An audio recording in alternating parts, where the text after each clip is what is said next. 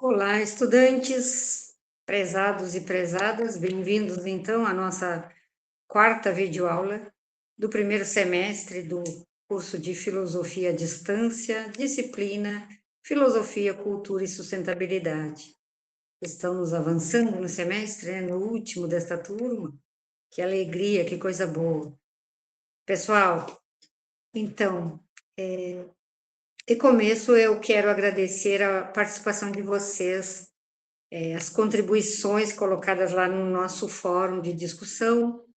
Sugiro que aqueles que ainda não interagiram, que não contribuíram, que acessem o ambiente, que cheguem lá no fórum, que dê o seu recadinho, tá?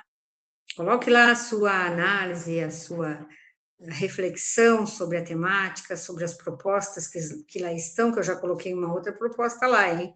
Vamos lá, vamos dar uma olhada lá.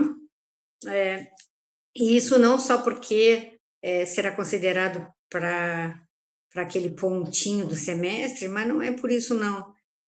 O importante é construir o conhecimento juntos, né? E esse é o objetivo do fórum, é que nós possamos, né, discutir essas questões e construir, então, assim, um conhecimento sobre essa temática e, assim como propor alternativas para estas questões lá naquele ambiente que foi criado na nossa disciplina, tá bem?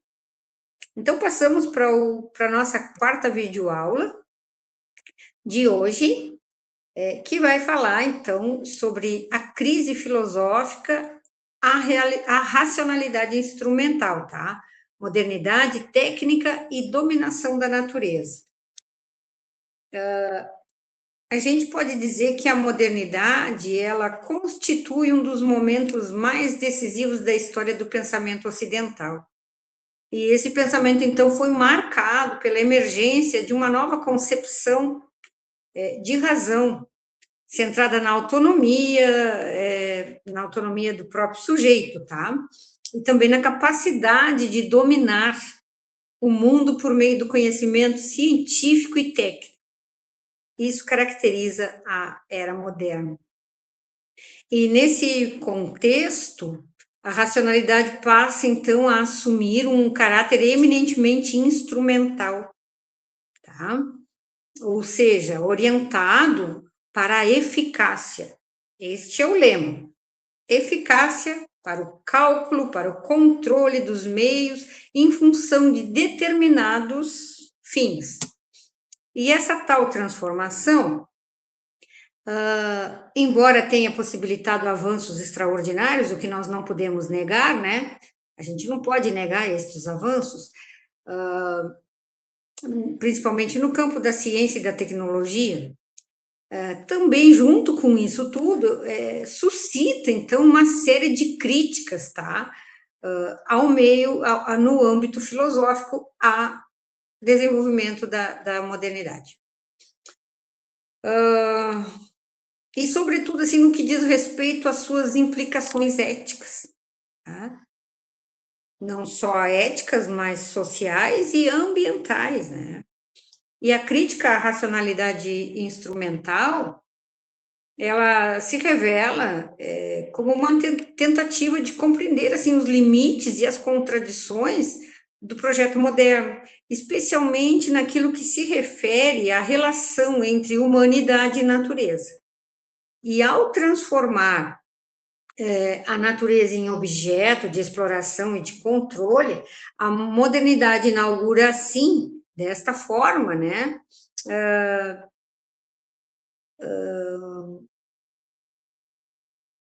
Inaugura, assim, um paradigma, agora deu um branco aqui na cabeça da prof, inaugura, assim, esse paradigma de dominação. E isso não apenas impacta no meio ambiente, mas impacta também e reconfigura, inclusive, as relações sociais e promove, desta forma,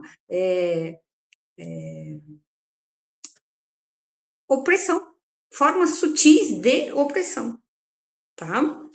Então, assim, ó, nessa aula, o que eu pretendo com vocês, assim, analisar criticamente a racionalidade instrumental nesse contexto da modernidade, tá? Destacando as suas implicações para a técnica e para a dominação da natureza.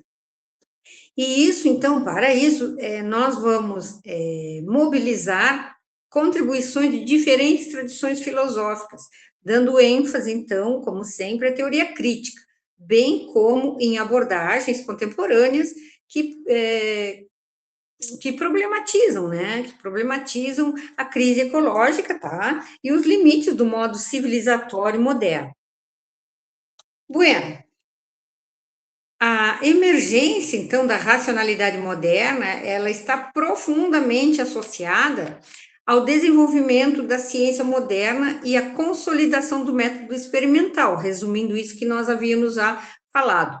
E isso acontece a partir do século XVII, com pensadores como Bacon e como Descartes, como já falei também em outras aulas, tá? A razão, então, nesse sentido, ela passa a ser concebida como um instrumento privilegiado para o conhecimento e para a transformação do mundo. E a natureza deixa de ser entendida como um organismo dotado de finalidade intrínseca, né? E passa a ser vista como uma máquina possível de análise, de decomposição e também de manipulação, de controle. E esse novo paradigma epistemológico, ele inaugura uma ruptura, sim, com a tradição aristotélica medieval, aristotélico-medieval, e substitui, dessa forma, a teleologia pela causalidade mecânica. E o conhecimento, então, ele se torna, desta forma, um meio para o domínio técnico, tá, da realidade. Como afirma o Bacon, saber é poder. Vejam bem, saber é poder. O que o Bacon quer dizer com isso, tá?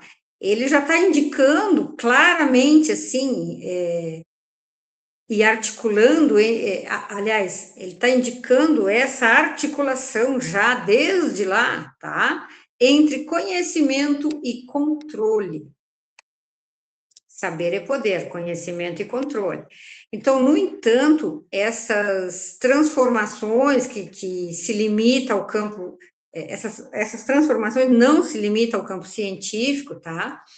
Ela se estende à organização social, ela não fica somente nesse desenvolvimento técnico, ela atinge também o meio social.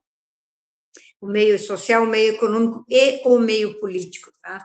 E contribui desse jeito, dessa forma, para o surgimento do capitalismo moderno e da racionalização das instituições.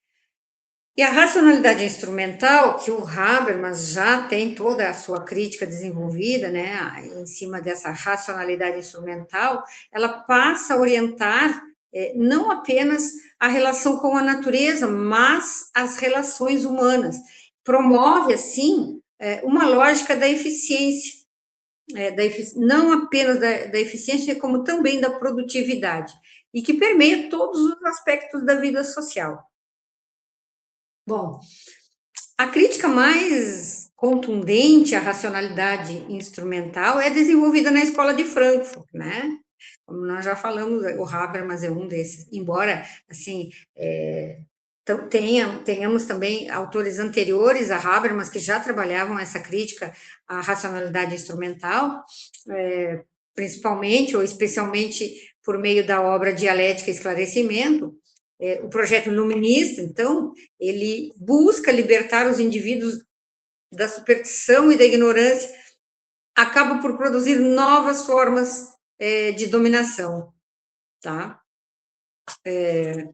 Bom, a razão que deveria ser emancipadora, então, ela se transforma num instrumento de controle, e a racionalidade instrumental, ela reduz tudo aquilo que existe, tá, a objetos manipuláveis, controláveis, tá, transformáveis também, eliminando dimensões qualitativas dessas experiências humanas. E nesse processo, não apenas a natureza é dominada, mas também os próprios seres humanos, tá? E a gente sabe disso. porque passam a nós, humanos, eu tenho um probleminha com esse conceito de humanos, né, de humanos, tá? Mas nós, humanos, passamos, então, também a ser tratados como meios para fins econômicos, administrativos, e num sistema capitalista, os exemplos são inúmeros. Nós somos meios para se alcançar determinados fins. Então, a crítica frankfurtiana, ela evidencia essa dominação da natureza, tá? Ela evidencia que a dominação está intrinsecamente ligada à dominação social. Ela faz essa relação, tá? A dominação, o controle da natureza, dos recursos naturais, está intrinsecamente ligada à dominação também das pessoas, dos humanos, tá? Então, nesse processo, não apenas a natureza é dominada, mas os próprios seres humanos que passam a ser tratados como fins, como já havia dito, tá? Então, a exploração dos recursos naturais, ela caminha lado a lado com a exploração do trabalho humano e revela, dessa forma, uma lógica comum baseada na instrumentalização da vida, que é a crítica também desenvolvida pelo Habermas. E, além disso, a exploração dos recursos naturais, caminhando lado a lado, né, com a exploração do trabalho humano, ele revela, então, essa instrumentalização da vida dos sujeitos e das vidas dos seres vivos, né?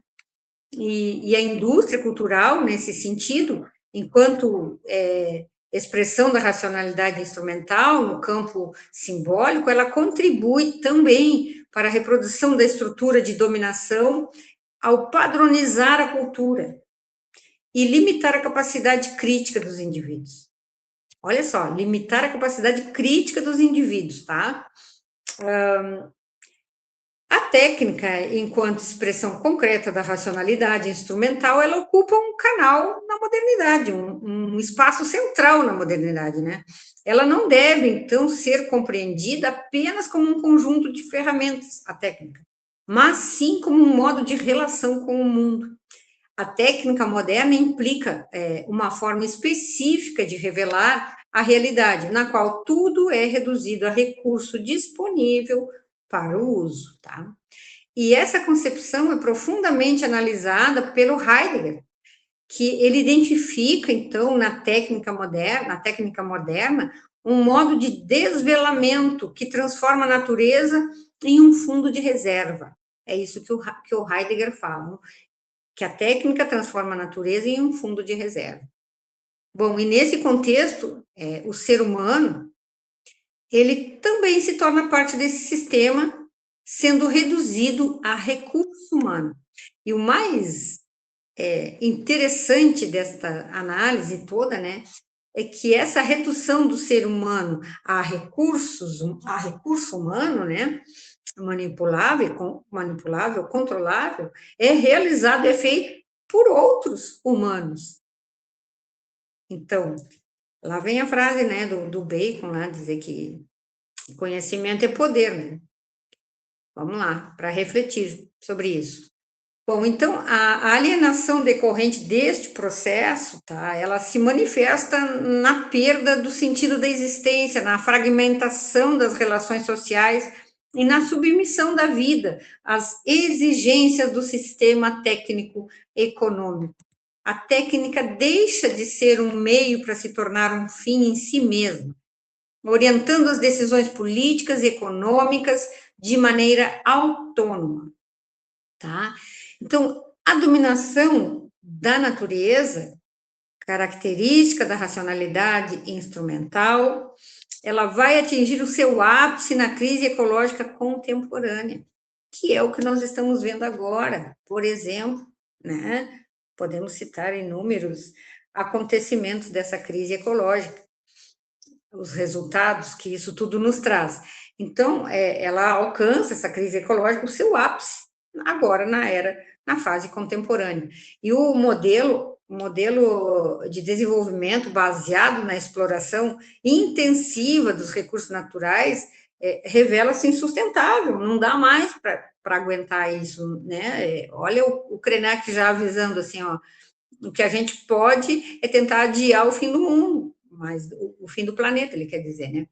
Então, aqui também está dizendo, né, que essa exploração intensiva dos recursos naturais, ela está insustentável, nós temos que agir, né, refletir, unir forças, fazer alguma coisa, buscar alternativas para que a gente possa, no mínimo, né, adiar o fim do mundo, que eu venho dizendo em todas as minhas aulas. Essa observação do Krenak me é muito importante, muito interessante, tá?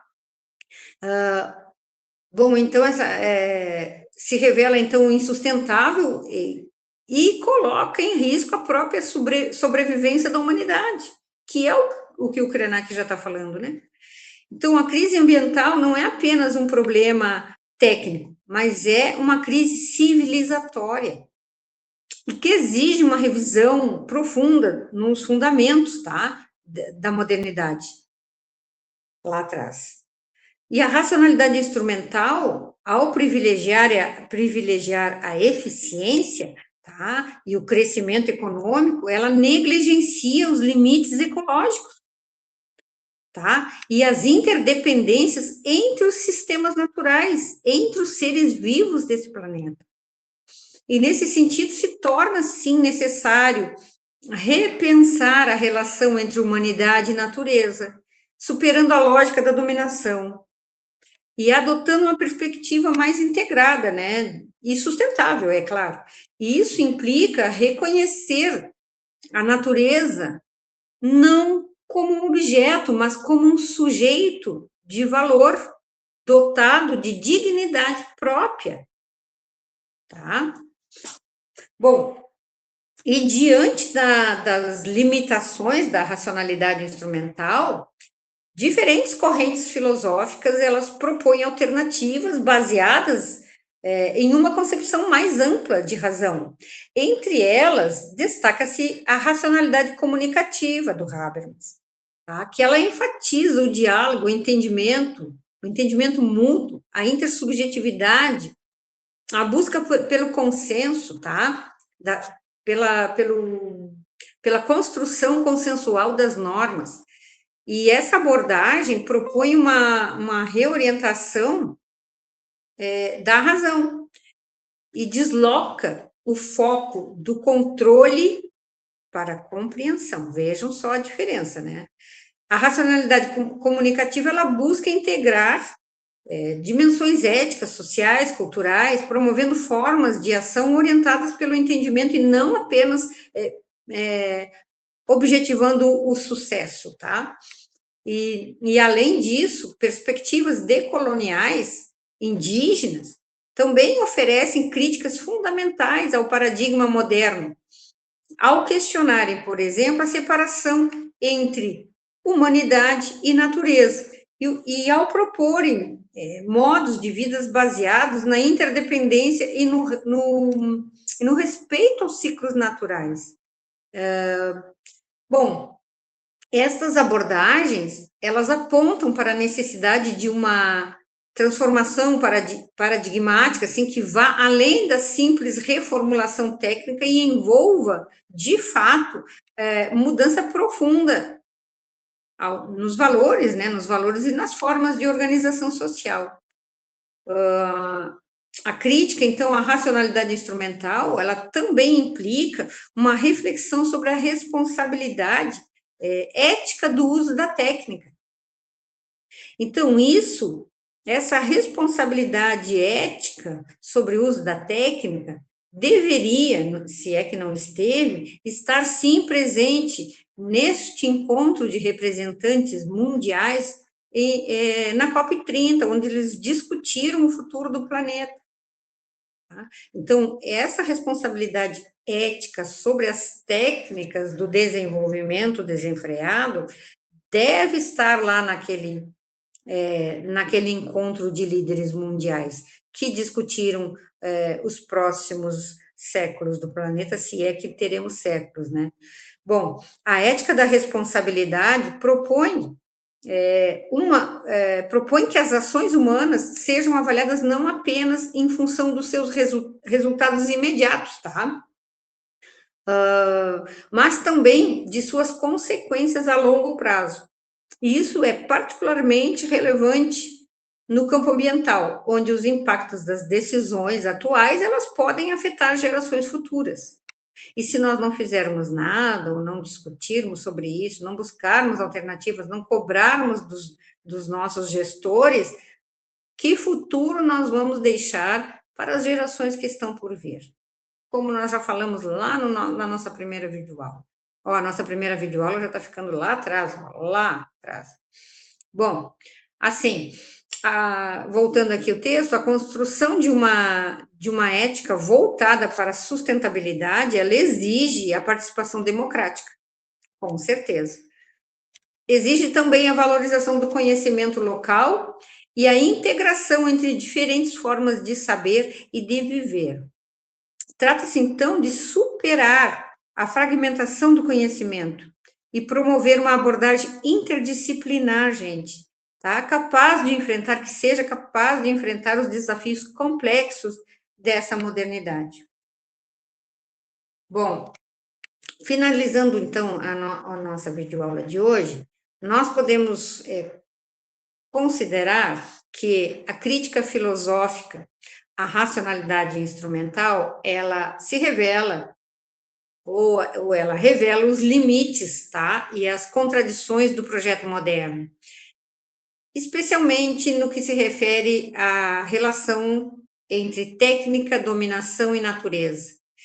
E embora tenha possibilitado avanços significativos, a racionalidade instrumental também contribui, como vimos, para a intensificação das desigualdades sociais e para também a degradação ambiental, com certeza. E diante desse cenário todo, é urgente, então, repensar os fundamentos da racionalidade moderna.